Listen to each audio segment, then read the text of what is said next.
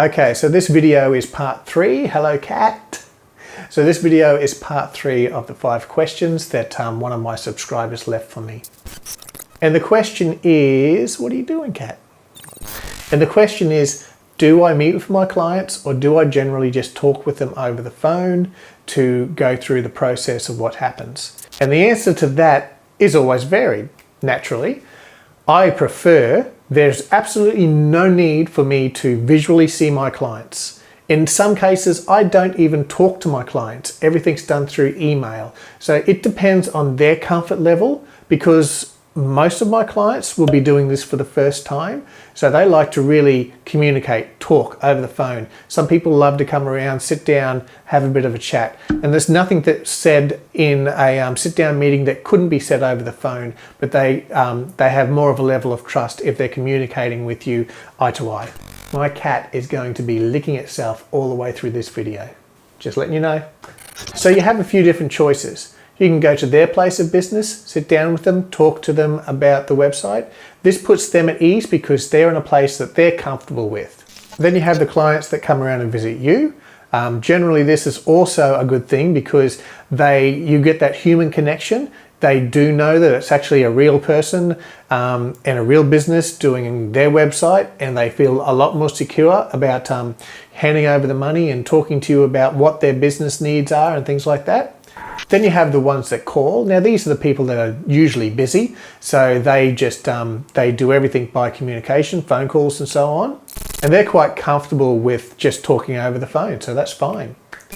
Now the ones that call also are usually out of state, out of towns, and then you have other clients which are in another country. So I have a client in the USA at the moment, and of course we're totally out of sync. So when I'm finishing up, sometimes I might be finishing up rather late, so 10 o'clock, I start to get all these emails in from him because he's just started work. So naturally there's no use in Skyping or calling that client because we've done everything through emails, and he's very happy with doing that.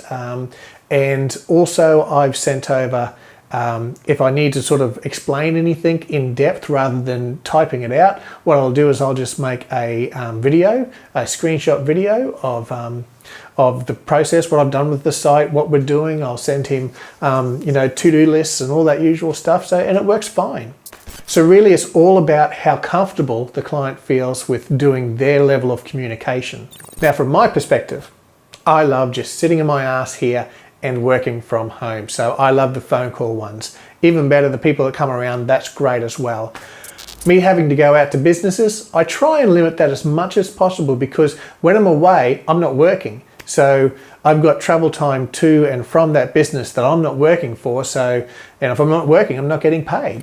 But sometimes this is just unavoidable and you have to do it. Now, some tips on talking to clients. Number 1 is if they have an existing website, don't trash it.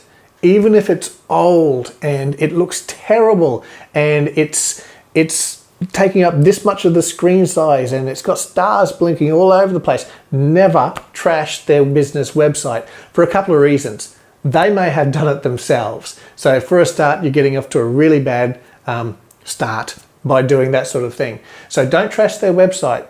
Say, oh yeah, no, the site looks a bit dated now, so when was it built? Get an idea. They may say, oh look, I did that site way back then, it's horrible and things like that. So don't trash the website. Other things are give space in your conversations. Don't always feel as though you have to fill the gaps with talking.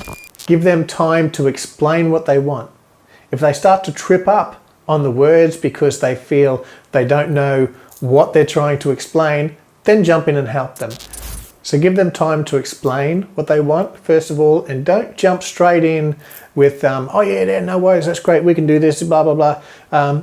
Just give them a bit of space. Let them sort of answer their own questions and yeah, don't crowd the conversation, basically. Another tip is don't take on other people's problems. What I mean by that is I get quite a few phone calls of people saying, can you help me? My other web designer is not doing this, they're not doing that, I'm not happy with their work, they've said this, they've said that. There's 2 things that can happen here. either the web designer is a total sham and he's just taking this person for as much money as they can, or there's probably the more commonly one, which is this client is either they don't understand the process and they're very, very demanding, and by the 20th time of the web designer explaining something to them which they either don't get a grasp of or don't understand or don't want to understand how it works, the web designer just starts to put this client into a too hard basket, into a, well, I'll get to that when I get to that because that client is a problem. So always look at that. Don't take on somebody else's problem. I once had a company that said their web designer wasn't doing a great job. Can you come in and have a look and see what you can do? So I've gone to the place of business and I've sat there with them and I looked at the site, and this site was out of my league for a start. This was quite a while ago. They were doing advanced program videoing and everything, video streaming over cloud networks. So it's way out of what I did. Okay, I went down there, and then these guys wanted me to start working on the site, and it just, I came in so late and it was so horrible. Basically, I was used to prompt the other developer to get his arse into gear. So I made no money out of this. I came along and sat down to a couple of meetings with also the other developer there. I couldn't believe I even did that. But once again, this is taking on other people's problems. Don't do it. The common one, oh, my web designer's not doing anything. Can you please do it? So what you do is you start the process, and in the meantime, they've talked to their other developer and they've all worked it out. So then all of a sudden they're calling me back going, oh, don't worry about it now. So I've already invested time into looking to see how to do this, if I can do it.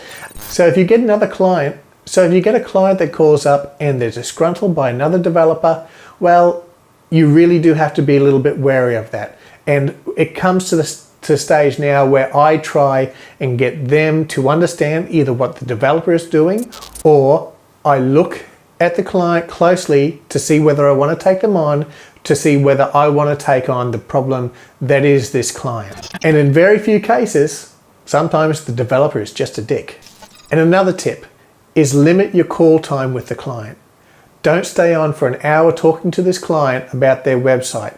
Some people have ideas and they will sit there and they will chew your ear off with the idea and get you into their plan, and you can start going, oh, we can do this, we can do that. Okay, keep them wanting a little bit more. Talk to them first of all and say, yeah, that's no worries. I can do this, I can manage this job.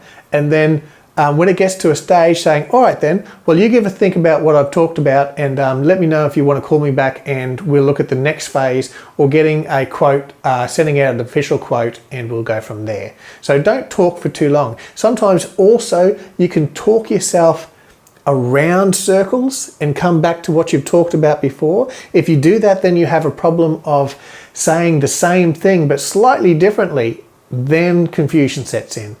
That's about all I have for now. Thanks for watching this space for the last 5-10 minutes, and I'll see you next time. Subscribe, thumbs up, thumbs down, whatever you want to do. Thank you. Bye.